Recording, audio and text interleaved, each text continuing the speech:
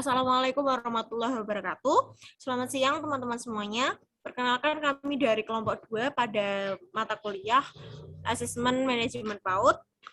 Kali ini kami akan mempresentasikan terkait asesmen bermain. Sebelum itu, perkenalkan anggota kami. Yang pertama, saya sendiri, Adiana Islamihak, sebagai moderator.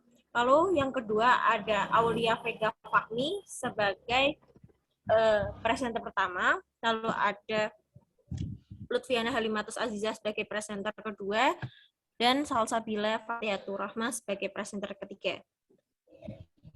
Untuk materi yang pertama yaitu pengertian asesmen bermain yang akan dipaparkan oleh Aulia Vega Fahmi. Silakan. Baik, terima kasih moderator. Saya akan menjelaskan tentang asesmen berbasis bermain.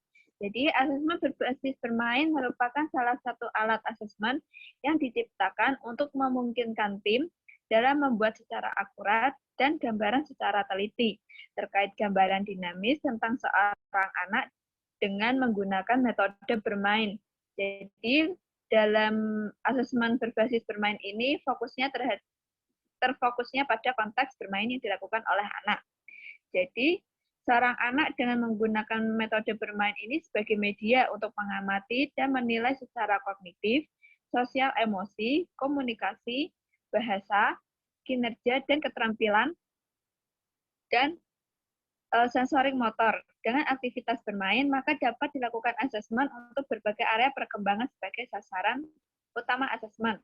Jadi, asesmen bermain memungkinkan dilakukan analisis transdisiplin untuk mempelajari, memahami, dan mendeskripsikan tingkat perkembangan, gaya belajar anak, pola interaksi yang terjadi, dan perilaku yang relevan dengan menggunakan pendekatan asesmen formal maupun non-formal. Asesor dapat menemukan dan mengungkapkan lebih banyak aspek dan indikator perkembangan yang muncul dan telah dicapai oleh anak. Sekian dari saya kembalikan kepada moderator. Terima kasih Aulia Vega. Lalu yang selanjutnya adalah asesmen bermain dan proses pembelajaran.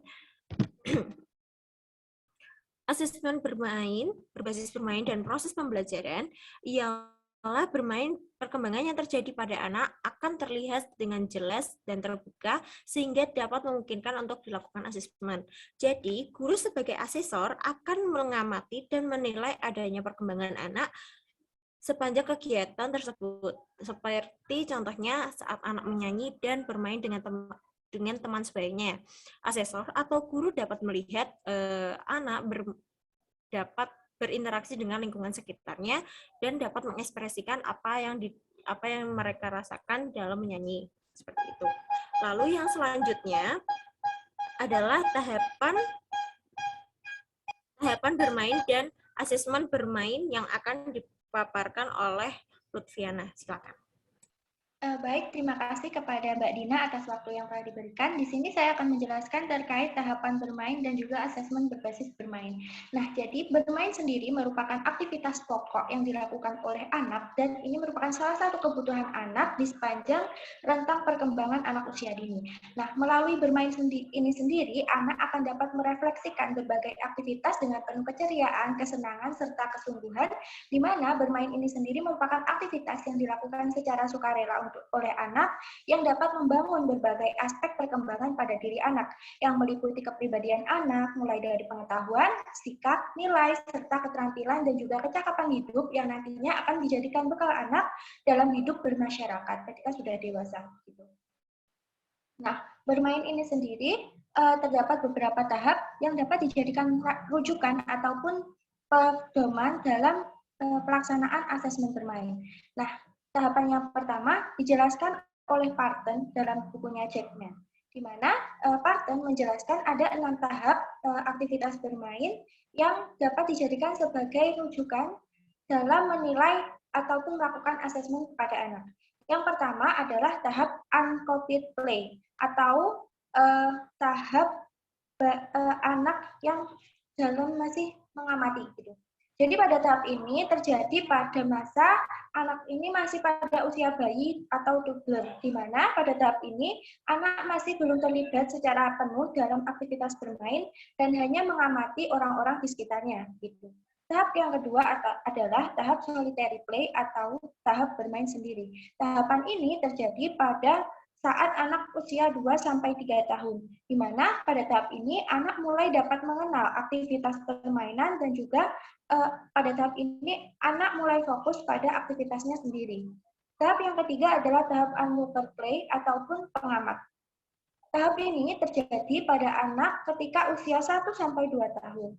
Nah, pada tahap ini anak masih bermain secara pasif, di mana anak masih mengamati berbagai permainan ataupun tindakan orang-orang yang ada di sekitarnya. Namun, pada tahap ini anak sudah mulai waspada dan juga memperhatikan aktivitas yang ada di sekitarnya. Tahap yang keempat adalah tahap parallel play atau bermain paralel. Tahap yang keempat ini terjadi ketika anak berada pada rentang usia 3-4 tahun, di mana pada tahap ini anak mulai mengenal untuk bermain bersama teman-temannya. Namun pada tahap ini belum terjadi adanya aktivitas kerjasama ataupun interaksi yang penuh antara satu anak dengan anak yang lainnya. Atau dengan kata lain, ketika mereka bermain bersama, mereka masih fokus pada dirinya sendiri, tanpa berinteraksi ataupun bekerja sama dengan teman lainnya. Gitu. Untuk tahap yang kelima adalah tahap associative play. Tahap ini juga masih terjadi pada rentang usia 3-4 tahun, di mana pada tahap ini anak mulai mengenal untuk dapat bermain bersama, dan juga pada tahap ini anak sudah mulai bisa bertukar dan juga berbagi permainan atau mainan yang dimilikinya dengan teman sebayanya. Gitu. Tapi pada tahap ini belum ada aktivitas kerjasama antara satu anak dengan anak lainnya dalam kegiatan bermain. Dan tahap yang keenam atau tahap terakhir adalah tahap cooperative play. Tahap ini terjadi pada saat anak berusia 4 tahun ke atas, di mana anak mulai bisa bekerja sama, berbagi peran, tugas, serta aktivitas dalam kegiatan bermain. Nah, untuk tahapan yang kedua adalah dalam perspektif perkembangan kognitif yang dikemukakan oleh Piaget, yang mengemukakan tahapan bermain ini menjadi 4 tahap. Yang pertama adalah bermain sensori motorik, yang terjadi pada usia 3/4 bulan sampai setengah tahun. Di mana pada tahap ini anak sendiri masih bermain sebagai pengamat dan juga masih bersifat pasif dalam kegiatan permainan. Tahap yang kedua adalah tahap permainan simbolik yang terjadi pada rentang usia 2-7 tahun. Pada tahap ini, anak mulai mengenal untuk bermain peran, bermain pura-pura, serta mencoba banyak hal. Pada tahap ini, anak juga cenderung lebih suka bertanya kepada orang dewasa tanpa memperdulikan jawaban yang diberikan. Namun mereka akan selalu bertanya dan terus bertanya. Karena pada tahap ini rasa ingin tahu yang dimiliki anak itu sudah tumbuh cukup besar. Gitu. Nah, tahap yang ketiga adalah bermain sosial dengan aturan yang terjadi pada tahap pada usia 8-11 tahun. Dan yang keempat adalah permainan yang memiliki aturan dan olahraga yang terjadi pada 11 tahun ke atas. Di mana pada tahap ini sudah mulai adanya persaingan dan juga adanya bermain yang menimbulkan kerjasama dan menimbulkan hukuman ataupun hadiah kepada anak seperti itu. Nah, beberapa tahapan permainan yang telah dikemukakan tadi dapat dijadikan sebagai rujukan bagi para asesor, khususnya guru, untuk melakukan asesmen dan juga menyiapkan berbagai program atau kegiatan yang kiranya dapat disesuaikan dengan perkembangan pada setiap anak. Mungkin sekian presentasi dari saya kembalikan kepada moderator. Terima kasih kepada Lutfiana. Untuk yang selanjutnya terkait sasaran asesmen bermain dan juga teknik pengumpulan data asesmen berbasis bermain yang akan dipaparkan oleh Salsabila. Silakan. Baik, terima kasih kepada Mbak Dina. Selanjutnya saya akan mempresentasikan terkait sasaran dan teknik pengumpulan datanya. Yang pertama ada sasaran asesmen berbasis bermain. Sudah dikatakan tadi di awal bahwa bermain itu adalah aktivitas langsung dan bersifat otentik untuk melakukan asesmen anak usia dini.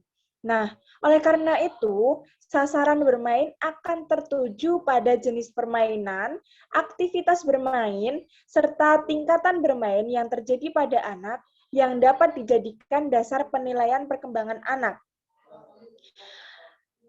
Kepada asesor itu perlu dipahami dan menguasai atas 3 hal yang saya sebutkan tadi. Yang mana dari 3 hal itu asesor dapat menggambarkan jenis aktivitas dan tahapan bermain yang terjadi pada anak usia dini dengan tepat. Untuk ketiga sasaran asesmen berbasis bermain tersebut dapat dijadikan sebagai pijakan oleh pendidik dalam melakukan sasaran akhir asesmen yang ditujukan pada pencapaian aspek dan indikator perkembangan, pemerolehan, konsep, nilai, serta keterampilan tertentu. Selanjutnya, ada teknik pengumpulan data asesmen berbasis bermain. Proses pengumpulan data asesmen berbasis bermain ini ada 3 teknik pengumpulan data. Yang pertama ada kuesioner, yang kedua interview atau wawancara, dan yang terakhir ada observasi. Dalam teknik pengumpulan data ini dapat dilakukan berupa mengisi instrumen. Untuk mengisi instrumen ini biasanya berisi latar belakang anak dan keluarga, peran anak dalam keluarga. Nah, untuk pengambilan data ini bisa diambil di lingkungan rumah, sekolah, ataupun kelompok bermain anak. Cukup dari saya kembalikan ke moderator. Terima kasih. Baik, terima kasih untuk pemaparannya, Salsabila. Sekian presentasi dari kami. Mohon maaf jika ada kurang dan salahnya dalam informasi yang kami paparkan. Jika ada pertanyaan, bisa dilanjutkan di kolom via komen atau melalui platform Elena. Terima kasih buat semuanya. Salam sehat. Assalamualaikum warahmatullahi wabarakatuh.